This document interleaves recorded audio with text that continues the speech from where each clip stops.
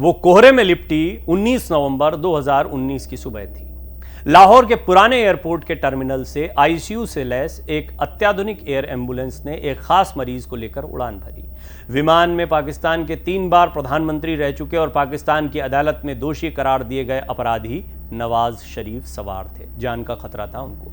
वो लाहौर की coat Lakhpat jail में 7 साल की सजा काट रहे थे जब इम्यून सिस्टम डिसऑर्डर की उनकी बीमारी का पता चला। नवाज शरीफ को इलाज के लिए देश के बाहर जाने की इजाजत दे दी गई। पाकिस्तान की अदालत ने इससे पहले कभी इस तरह की छूट नहीं दी थी। अदालत में नवाज शरीफ ने लिखित हलफनामा दिया था कि चिकित्सकीय परीक्षण पूरा हो जाने के 4 सप्ताह के भीतर वो देश लौट आएंगे। हालांकि ये 4 सप्ताह का वक्त 4 साल तक भी पूरा नहीं हुआ। अब उनकी पार्टी पाकिस्तान मुस्लिम लीग नवाज ने घोषणा की है कि पूर्व प्रधानमंत्री और पार्टी के नेता नवाज शरीफ 21 अक्टूबर को देश वापस लौट रहे हैं। नवाज शरीफ एक बार फिर आम चुनावों से पहले देश में वापसी कर रहे हैं। इससे पहले वो जुलाई 2018 में अपनी बेटी मरियम नवाज शरीफ के साथ चुनाव से 1 महीना पहले देश लौटे थे। तब वो गिरफ्तार होने के लिए वापस आए थे और पाकिस्तान में उतरते ही उन्हें गिरफ्तार कर भी लिया गया था। इस बार भी वो ऐसी ही स्थिति होगी और उन्हें अदालत के सामने आत्मसमर्पण करना होगा। 2019 में ब्रिटेन के लिए जाने से पहले उन्होंने अदालत को जो वचन दिया था उसका उन्होंने उल्लंघन किया और वो लंबे समय तक अनुपस्थित रहे। इसलिए अदालत ने उन्हें भगोड़ा घोषित कर दिया था। उनकी पार्टी फिलहाल इसका कानूनी विकल्प तलाश रही है और उसे उम्मीद है कि वो नवाज शरीफ के लिए जमानत हासिल कर लेगी। ऐसे में नवाज शरीफ को अदालत के समक्ष सरेंडर करने से पहले अपने परिवार से मिलने और समर्थकों को संबोधित करने का वक्त मिल सकता है। हालांकि नवाज शरीफ के सामने परिस्थितियां ऐसी ही लग रही हैं जैसी कि साल 2018 में थी। वास्तविकता में बहुत कुछ बदल चुका है।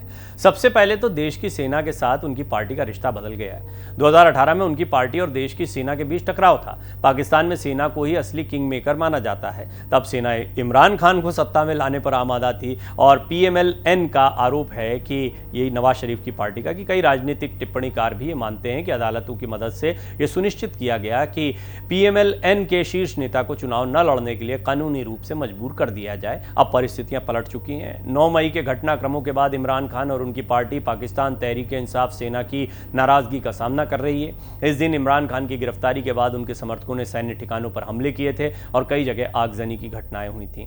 अल कादिर ट्रस्ट भ्रष्टाचार मामले में इमरान खान को 9 मई को इस्लामाबाद हाई कोर्ट से हिरासत में ले लिया गया था। 9 मई को पाकिस्तान की सेना का 9/11 कहा जाता है। इस दिन PTI और पाकिस्तान की सेना के रिश्तों को भी बदलते हुए देखा दुनिया ने। राजनीतिक जानकारों के मुताबिक इमरान खान ही 9 मई के घटनाक्रम के लिए जिम्मेदार हैं। वो कहते हैं कि एक तथ्य है कि इमरान खान सेना प्रमुख के खिलाफ साजिश कर रहे थे। वो मौजूदा सेना प्रमुख जनरल सैयद आसिम मुनीर की नियुक्ति को रोकना चाहते थे और इमरान ने उनके खिलाफ साजिश रची थी। इमरान खान को सेना के भीतर से समर्थन हासिल था और पूर्व सेना प्रमुख जनरल बाजवा इस बात से वाकिफ थे। इमरान खान ने पिछले साल नवंबर में लॉन्ग मार्च की घोषणा की थी। उन्होंने ऐसा जनरल आसिम मुनीर की नियुक्ति को प्रभावित करने के लिए किया था। इमरान खान ने जनरल के करीबी अधिकारियों को बदनाम करने के लिए एक सुनियोजित अभियान भी चलाया। उन्होंने डर्टी हैरी, मीर जाफर, मीर सादिक जैसे शब्दों का जनरलों के लिए सार्वजनिक रूप से इस्तेमाल भी किया। इससे सेना में इमरान के प्रति मूड बदल गया। नवाज शरीफ की पार्टी को लगा कि इमरान और सेना का टकराव उनके लिए मौका है और वो इसका फायदा उठाना चाहते थे। PMLN के पंजाब प्रांत के अध्यक्ष राणा सनाउल्लाह ये स्वीकार कर चुके हैं कि पार्टी का सेना के साथ रिश्ता और सहजता मायने रखती है। उन्होंने कहा, पिछली बार जब मियां नवाज शरीफ को 2018 में देश वापस लौटना पड़ा था, हमारे समर्थकों को एयरपोर्ट तक भी नहीं आने दिया गया था। हमें उम्मीद है कि इस बार ऐसा कुछ नहीं होगा। नवाज शरीफ की अनुपस्थिति में सिर्फ सेना और इमरान खान के बीच रिश्ते ही नहीं बिगड़े बल्कि और भी बहुत कुछ हुआ है। इमरान खान की बढ़ती लोकप्रियता, नवाज शरीफ के खिलाफ उनके भ्रष्टाचार विरोधी बयान को मतदाताओं का स्वीकार करना और PMLN के नेतृत्व वाली निवर्तमान गठबंधन सरकार के निराशाजनक आर्थिक प्रदर्शन पर जनता का असंतोष, ये सब ऐसे कारक हैं जो नवाज शरीफ ने पहले कभी अनुभव नहीं किए हैं। विश्लेषक मानते हैं कि अप्रैल 2022 में पूर्व क्रिकेट कप्तान इमरान खान के नेतृत्व वाली सरकार के पतन के बाद से देश के मूड में काफी बदलाव आया है। इमरान खान जेल में हैं, लेकिन जनता नवाज शरीफ के नेतृत्व वाली PMLN और दूसरी परिवारवादी पार्टियों के खिलाफ जो नजरिया इमरान खान ने पेश किया उसे स्वीकार कर रही है। विश्लेषकों के मुताबिक नवाज शरीफ देश की राजनीति और देश से 4 साल दूर रहे हैं और ऐसे में देश की नब्ज नहीं पकड़ पा रहे हैं। पाकिस्तान बहुत बदल गया और मौजूदा माहौल PMLN के लिए बहुत फायदेमंद नजर नहीं आ रहा। असली राजनीतिक लड़ाई पंजाब में होगी। अगर आप इसकी पिछली बार से तुलना करें तो पार्टी की लोकप्रियता सबसे निचले स्तर पर है। बढ़ती महंगाई पीएमएल-एन के अलोकप्रिय होने का सबसे बड़ा कारण है।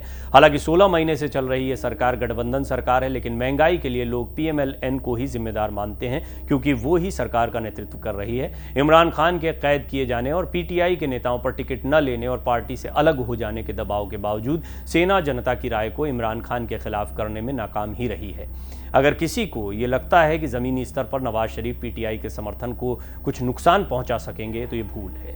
एक और कारण जो नवाज शरीफ और उनके मतदाताओं और समर्थकों के बीच रिश्तों के प्रभावित होने की वजह बन सकता है, वो है नवाज शरीफ का नजरिया। वो किन मुद्दों पर चुनाव लड़ेंगे? क्या वो सेना के खिलाफ रहेंगे या सेना के साथ? विश्लेषक मानते हैं कि इसे लेकर भ्रम पाकिस्तान की राजनीति में नवाज शरीफ के भविष्य को प्रभावित कर सकता है। देश लौटने की तारीख तय होने के बाद नवाज शरीफ ने लंदन में पत्रकारों से बात की और कहा कि जिन लोगों ने देश को अंधेरे में धकेल दिया है उनकी जिम्मेदारी तय होनी चाहिए और उन्हें दंडित किया जाना चाहिए। शरीफ ने आरोप लगाया, मुझे कैद में रखा गया, देश निकाला दिया गया, मुकदमा चला, आतंकवाद विरोधी अदालत ने 27 साल की सजा दी, कुछ चुनिंदा जजों ने देश के निर्वाचित प्रधानमंत्री को पद से हटा दिया। इन सब के पीछे कौन था? जनरल बाजवा और जनरल फैज इसके पीछे थे। जनरल फैज हमीद पाकिस्तान की खुफिया एजेंसी आईएसआई के पूर्व प्रमुख हैं। 2018 के बाद से नवाज शरीफ और उनकी बेटी मरियम शरीफ ने समर्थकों को अपने पीछे एकजुट करने के लिए इज्जत के लिए वोट करने का नारा दिया। उन्होंने देश में नागरिक वर्चस्व के लिए समर्थन हासिल करने की कोशिश की, लेकिन पूर्व प्रधानमंत्री शहबाज शरीफ और उन जैसे विचारों वाले पार्टी के अन्य नेताओं ने सेना के साथ सीधे टकराव का विरोध किया। उन्होंने सेना के साथ संबंध बहाली के लिए अधिक सकारात्मक रवैया अपनाया। कुछ जजों और जनरलों की जिम्मेदारी तय करने के नवाज शरीफ के बयान के कुछ दिन बाद ही उनके सहयोगी और सीनेटर इरफान सिद्दीकी ने कहा कि विकास और पिछली उपलब्धियों के नाम पर वोट मांगने के अलावा पूर्व प्रधानमंत्री उन चुनिंदा लोगों के बारे में बात करेंगे जिन्होंने उन्हें पद से हटवाया और इमरान खान के प्रधानमंत्री बनने का रास्ता साफ किया। उन्होंने कहा, जब देश सही दिशा में आगे बढ़ रहा था, प्रगति कर रहा था, तब उसे पटरी से उतार देने वाले लोगों को क्यों ना जिम्मेदार ठहराया जाए। मरियम नवाज पीएमएल-एन यूथ कन्वेंशनों में भी गुस्से में इसी बयान को दोहराती देखी गई हैं, लेकिन उनके चाचा शहबाज शरीफ ने जैसे ही आनंद फानन में लंदन का दौरा किया तो मरियम के सुर बदल गए। ऐसा माना गया कि शहबाज शरीफ पूर्व प्रधानमंत्री के लिए सेना का खास संदेश लेकर लंदन पहुंचे थे। अधिकतर राजनीतिक जानकार और वरिष्ठ पत्रकारों का मानना है कि संदेश में नवाज शरीफ को पूर्व सेना प्रमुखों को अपने चुनावी अभियान में घसीटने और उनकी बदनामी से रोकने का था। पूर्व प्रधानमंत्री को कथित तौर पर यह सुझाव दिया गया कि वो सैन्य नेतृत्व के साथ अपनी पुरानी रंजिश को भुला दें और इस बात पर ध्यान केंद्रित करें कि अगर वो चुनाव जीतते हैं तो आर्थिक मोर्चे पर वो क्या कर सकते हैं। हालांकि इस घटनाक्रम की पुष्टि नहीं की जा सकती, लेकिन पीएमएल-एन के बदले रुख में ऐसी खबरों को बल जरूर मिला, जैसे शहबाज शरीफ के आपातकालीन दौरे के बाद नवाज शरीफ के रिश्तेदार और पूर्व वित्त मंत्री इशाक डार ने लंदन में पत्रकारों से कहा कि नवाज शरीफ ने अपना मामला अब अल्लाह के हवाले छोड़ दिया है। डार ने लंदन में नवाज शरीफ के घर के बाहर मीडिया से कहा उनके पास दो विकल्प थे, या तो वो अपनी नाराजगी निकालते या फिर वो अपनी शक्तियों का इस्तेमाल देश में फिर से समृद्धि लौटाने में करते। उन्होंने दूसरा विकल्प चुना। अब मरियम नवाज भी अपने समर्थकों से कह रही हैं कि वो और उनके पिता प्रतिशोधी नहीं हैं। उन्होंने अपने समर्थकों से कहा, इंशाअल्लाह मुल्क में 21 अक्टूबर को उम्मीद फिर लौट कर आ रही है, विकास लौट रहा है, महंगाई और बेरोजगारी का अंत लौट रहा है।